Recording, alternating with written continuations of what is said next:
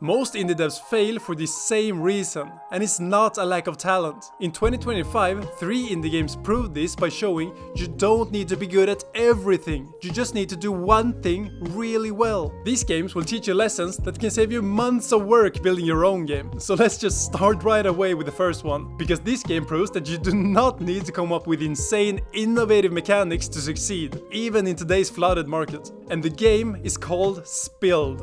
It's calm, relaxing, almost meditative. You drive a boat and clean up the ocean from oil spills and save animals along the way. And that's it. And the game has sold over 100,000 copies according to the developer. And is made by a single person who, wait for it, lives on a boat. I know, it just sounds too good to be true. So this game really proves that a theme and a story can carry your game to success. You don't need to show off the controls, the cool mechanics, or explain the system. The idea sells itself. And this really tells us something. I think a lot of us assume that people don't have any attention spans left anymore, because of the rise of short-form content. Everyone thinks games have to move fast and give constant rewards, but Spilled is the opposite of that, and it still succeeded because people love the idea of cleaning the ocean. So here's the lesson. The theme, concept, and the story behind the game can take you so much longer than you think. When you're brainstorming your next game, don't start with a new mechanic just because you feel like you have to. Start with something people already care about, a real world issue like pollution in this case, or a hobby, a fantasy, or a job that people wish they could do. Because if the theme or concept is strong enough, you can actually get away with pretty simple gameplay. Here's a challenge I have for you. Try writing your game as a one-sentence pitch.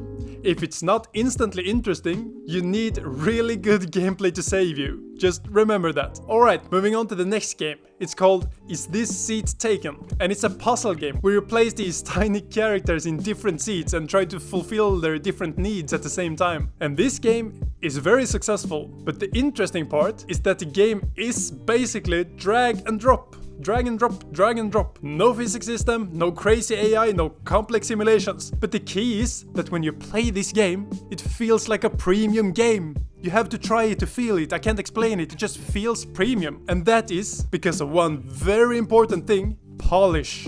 Everything is responsive, everything is snappy, every animation feels intentional. The UI feels like it's been tested 1,000 times. So what should we learn from this? Well, you don't need insane gameplay to make your game feel high-end. What you need is to put time into it and polish it over and over again. That's how you make your game feel premium. And if you have complex systems and new innovative mechanics, well, it might be harder to make it polished and feel premium because it hasn't been done before, so you have to just go on your own, I guess. A simple idea with high polish will actually beat brilliant ideas with a messy execution every time. But the problem, of course, is that polish takes time. This game proves something most indie devs hate hearing.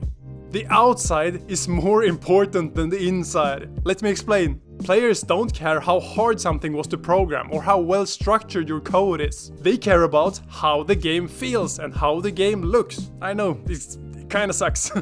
But if you're making a game right now, here are 3 things that you can steal from this game. Firstly, make interactions instant and responsive. Secondly, add micro animations to everything. And thirdly, add sound effects to every click, every drag and action. Because polish isn't one big thing.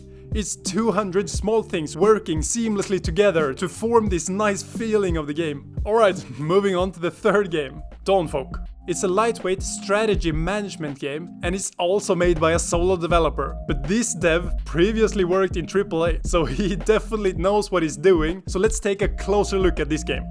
Dawnfolk does something really interesting. It's a complex strategy game, but it's accessible to almost anyone. You can understand the basics in minutes, but the deeper you play, the more strategic and advanced it becomes. So you can learn a lot from this game. But I have divided it into 2 clear lessons. Firstly, make your game easy to enter, but hard to master. Because sometimes indie devs will end up with the complete opposite.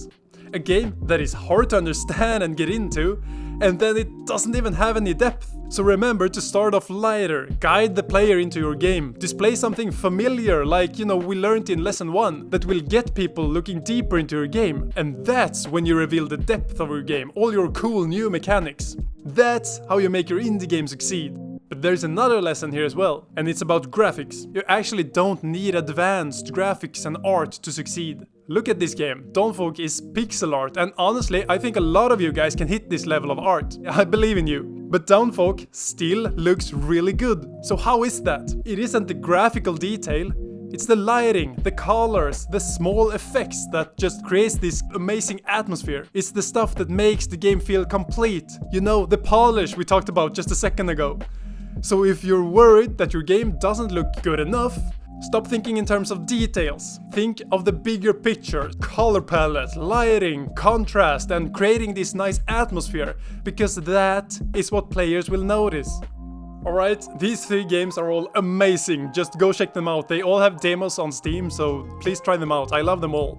So what did the 2025's indie games teach us? Spill showed that we don't need advanced gameplay, you just need an idea that resonates with the audience.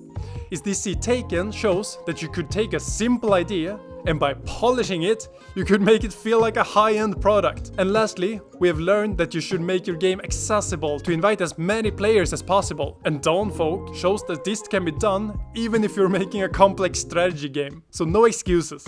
And the final message I want you to remember: indie success isn't about doing everything. It's about doing one thing extremely well. So if you're making a game right now, stop trying to compete with AAA. Pick your strength and lean into it as hard as you can.